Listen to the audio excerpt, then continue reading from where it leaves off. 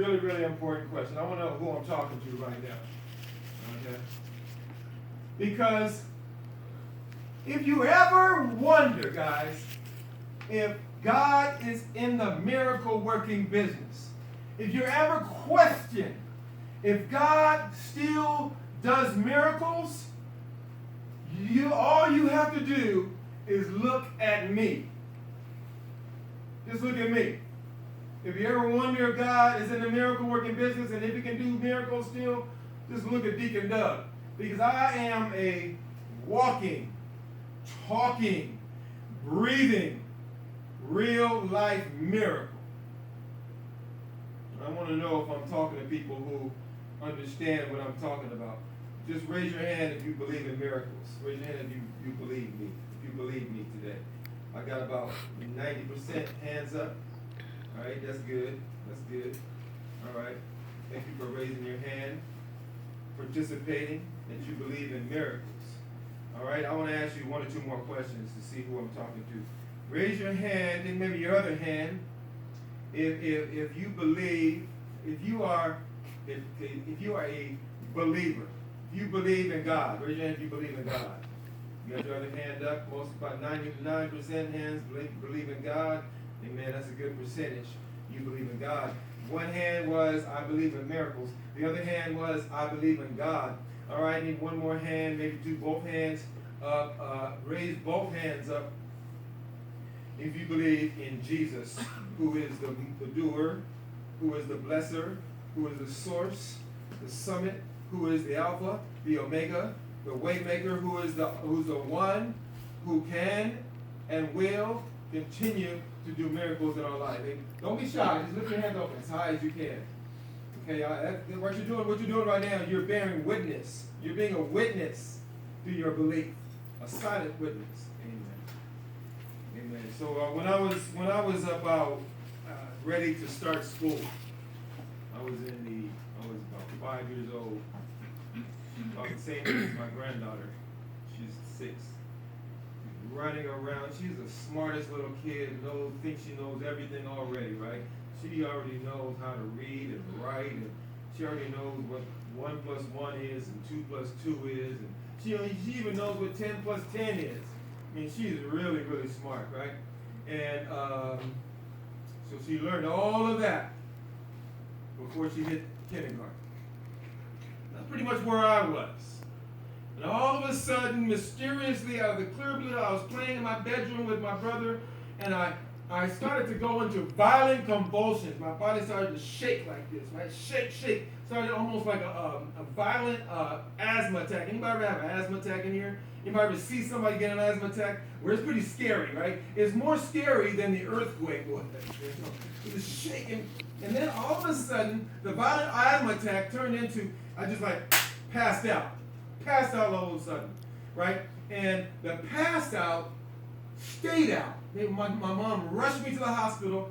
I stayed out for 1 day, 2 days, 3 days, 4 days, 5 days. I'm out. Anybody know what that's called? A coma. I was in a coma for 5 days, 5 years old, and the doctor said, he's not getting enough oxygen or blood to his brain. He almost looks like he's about brain dead.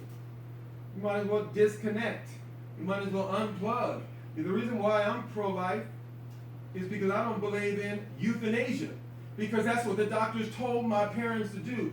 Euthanize this boy. Just get rid of him. Disconnect. Let go of him. Give up on him. Go ahead. Bury the boy.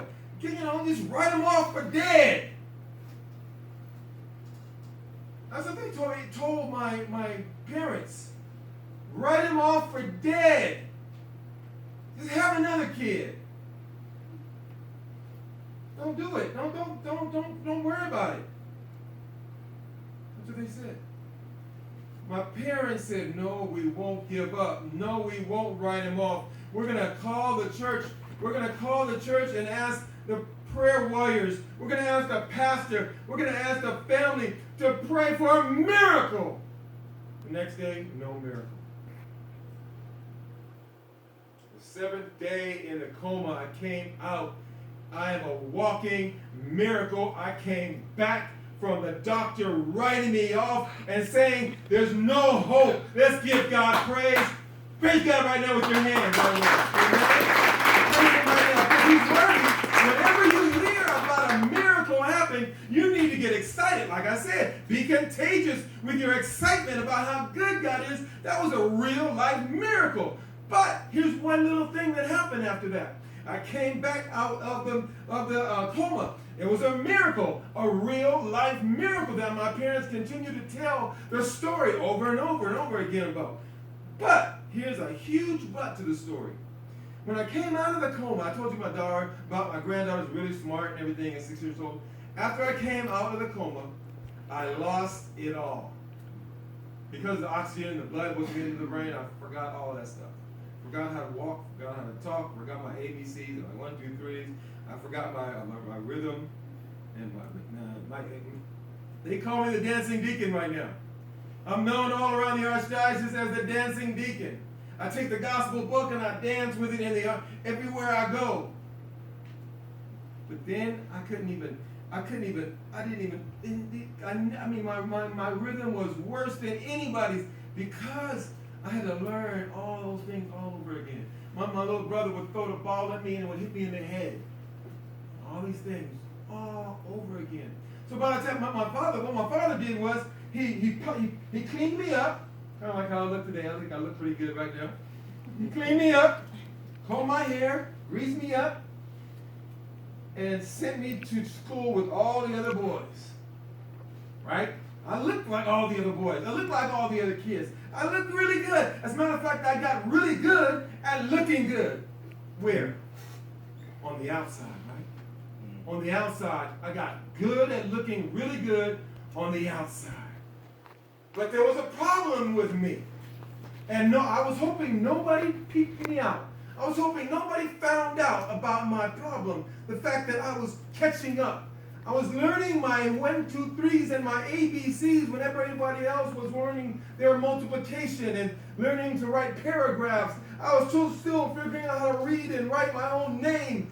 But I didn't want anybody to know. But as soon as they peeped me out, as soon as they found out, I was a target of being bullied and harassed and pushed out and left out and forgotten about. And by the time I made it to your age,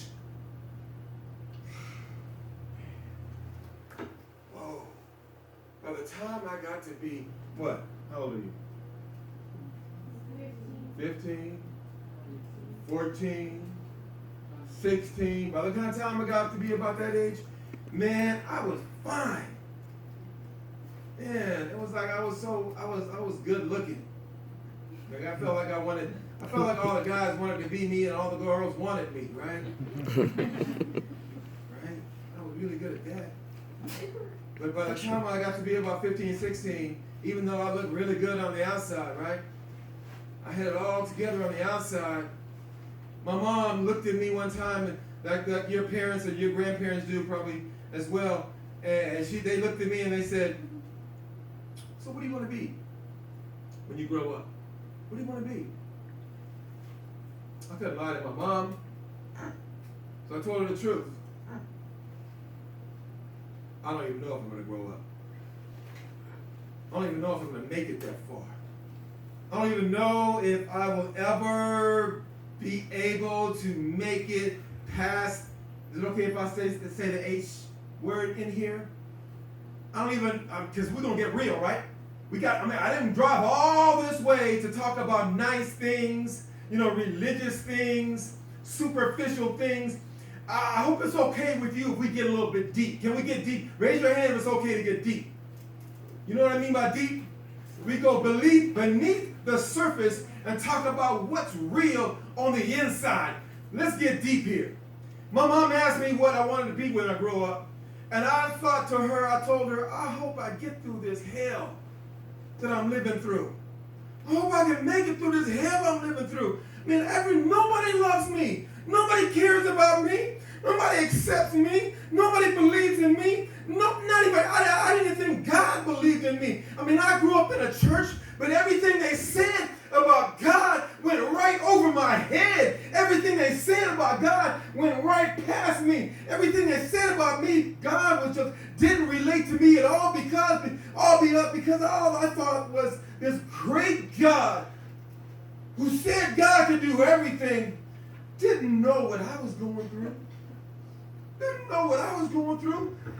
Didn't understand me. Didn't understand my situation because nobody took the time to really care. Nobody took the time to care and understand me. I mean, people would just tell me, do this and do that and be like this and be like that. And the more they said that, the more I was like, who do you think you are? You don't know me. By the time I was 16, 17, I kept getting these, suicidal thoughts going through my brains, and I was like, dang, man, I'm just trying to live. And so what I did to live, what I did to cope, what I did to make it each day was, I got real good at looking good, right? Man, by the time I graduated from high school, I had gone to 6 proms, right?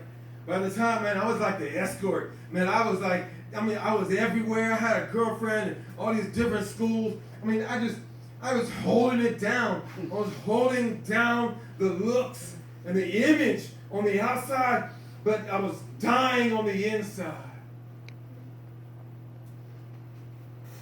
I'm trying to get real with you guys. I'm trying to get real. I'm trying to get so real that you realize right now that this religious stuff, this church stuff, ain't no game. You realize, guys, that, I'm here right now because of God's love, man. I mean, during those times in my life when I was hurting and suffering and broken, and just feeling like nobody cared, nobody loved me, nobody knew what I was going through, right?